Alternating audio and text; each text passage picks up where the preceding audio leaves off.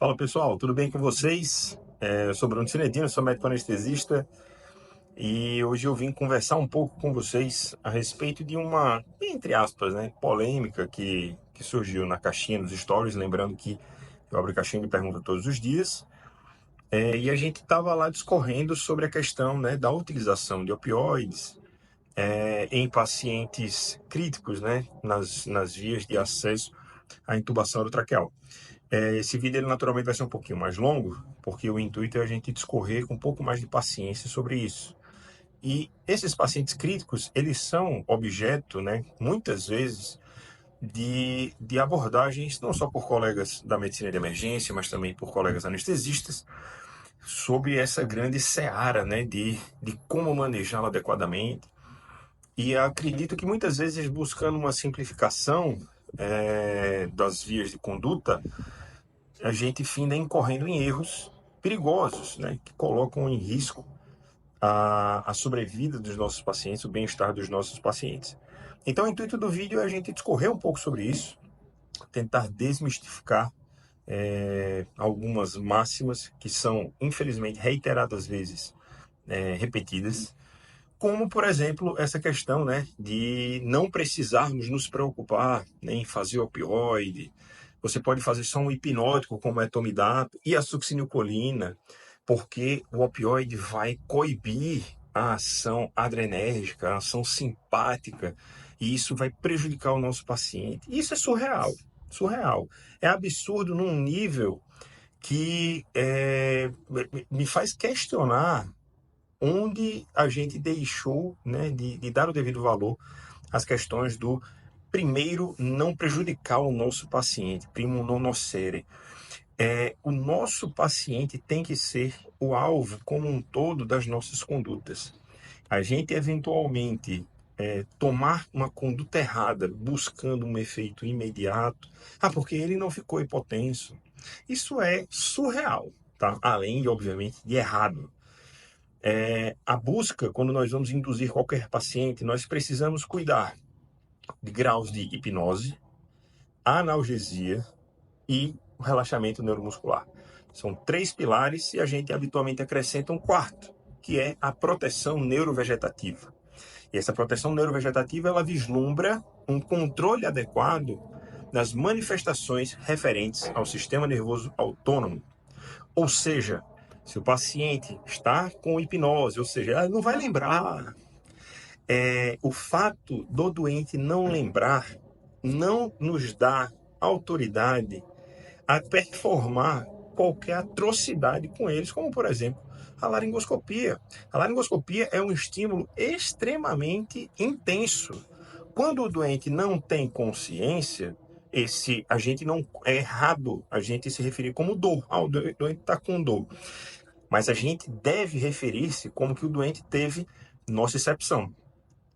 E no momento que o nosso paciente tem um nível de nocicepção exacerbado durante essas manipulações, a gente vai ter também exacerbado o estímulo do nosso sistema nervoso autônomo, em especial o sistema nervoso simpático. E aí, alguns desses colegas, médicos emergencistas e também anestesistas, confundem as coisas. E eles dizem, não, esse estímulo simpático é maravilhoso para a gente, porque ele eleva a pressão, ele eleva a frequência cardíaca e ele eleva a liberação de marcadores pró-inflamatórios, IL-1, IL-6, TNF-alfa. E a gente pega um paciente de um cenário, muitas vezes em CIRS, eu não sei, choque cardiogênico, um choque hipovolêmico, um choque séptico, ele já está na vigência da CIRS, e nós induzimos nós não, essa turma aí, induz um aumento ainda maior na liberação de mediadores pró-inflamatórios. Entende por que eu falei no início do vídeo que é surreal? Porque o cara consegue identificar, não, isso aqui vai aumentar a estimulação do sistema nervoso simpático. E ele não entende que isso faz mal ao paciente no desfecho. Não, Bruno, mas na fase imediata, ele não fica tão hipotenso. É óbvio, desculpe, é óbvio, né? É óbvio que ele não vai ficar hipotenso. Mas entendam, o fato de a gente se preocupar com o nível pressórico, tá correto? Não nos dá apenas uma opção. Olha, ou você faz opioide, ou você não faz nada e intuba o paciente a lá Joseph Mengele. A gente pode fazer as duas coisas.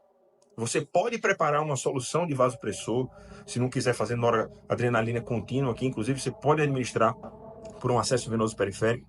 Você pode diluir um vasopressor indireto, um agonista indireto, metalaminol, efedrina e outros. Ah, mas é porque o metalaminol e a efedrina, eles são agonistas indiretos e o paciente já está num quadro de choque e não vai responder tão bem. Beleza, campeão. Monta então a amina vasoativa direta. Monta a nora. Então, é preciso parar com as desculpas para fazer algo errado. Não tem cabimento a gente ficar incorrendo nesses absurdos. Ah, não, mas que eu vi um trabalho que comparou o etomidato com a ketamina e o etomidato ele teve menos hipotensão. Meu amigo, é um paper. Isso não significa que é a evidência maior. A gente tem uma meta-análise comparando o etomidato e a ketamina, mostrando que a ketamina tem melhores resultados. Então a gente pode. Ah, não, mas e fazer só a ketamina? Não é a mesma coisa que estar fazendo só o etomidato? Não.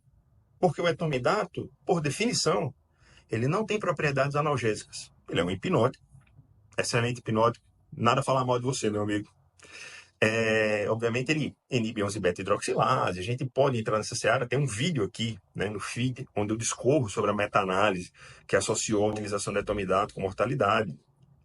Mas mais importante que isso é a gente entender que a ketamina, que é a via de comparação, ela é uma medicação que tem esse benefício da analgesia.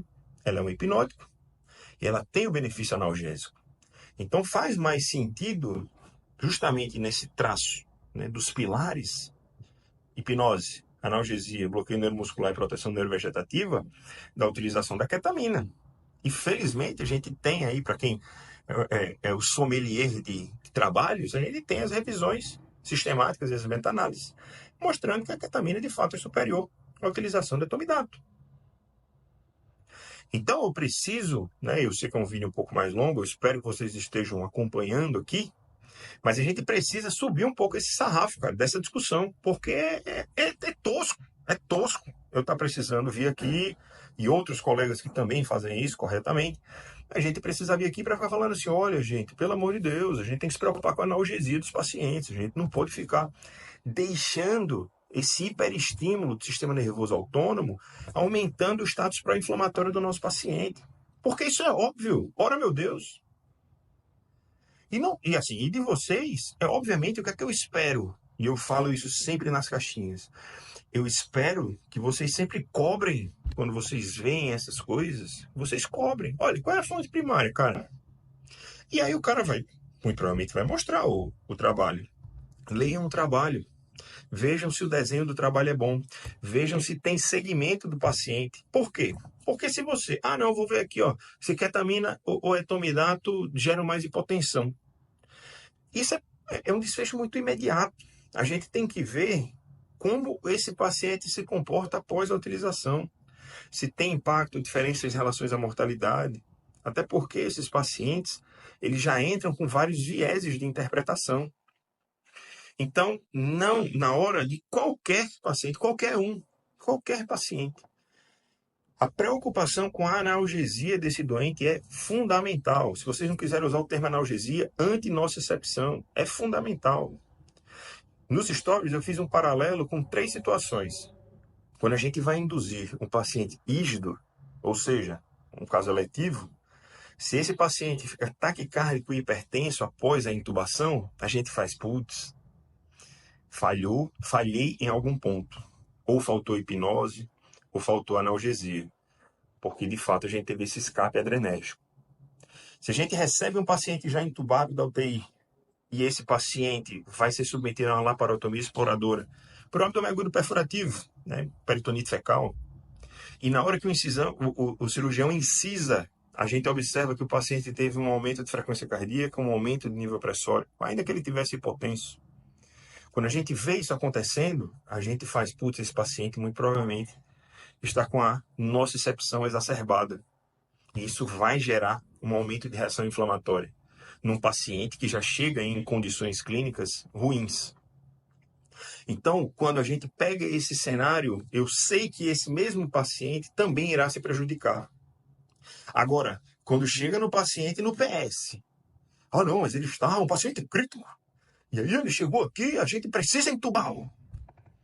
Sem antes se preocupar em fazer as compensações. Aí a gente faz a etomidato de succinilcolina. E aí o paciente fica hipertenso e taquicárdio, ou menos hipotenso e taquicárdio. E nesse cenário, você acha que isso é algo positivo?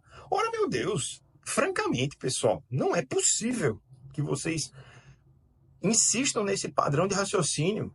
Não é assim que funciona. Isso está errado. Errado. Nós precisamos organizar e cobrir a hipnose, a antinocicepção, um bloqueio neuromuscular adequado e o controle da resposta do sistema nervoso autônomo. Se você sabe que esse paciente vai ficar hipotenso após a administração das medicações, faça antes a utilização de vasopressores contínuos. E não em push-doses, diga-se de passagem. A utilização de adrena, 50 microgramas de adrenalina, para o paciente ficar na montanha-russa. Porra, pessoal. Então, o planejamento, a medicina não é ciência de macaco, tá? A gente precisa planejar. E o planejamento faz parte justamente de lançar mão de estratégias como essa.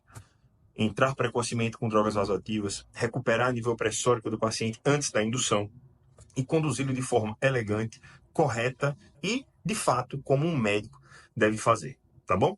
Então, conto com vocês para a gente coibir esses discursos toscos e ignorantes a respeito de como manejar um paciente, tá bom? Um grande abraço, manda pergunta nos stories e, obviamente, eu estou aberto para debates, para discussões, a hora que quiser.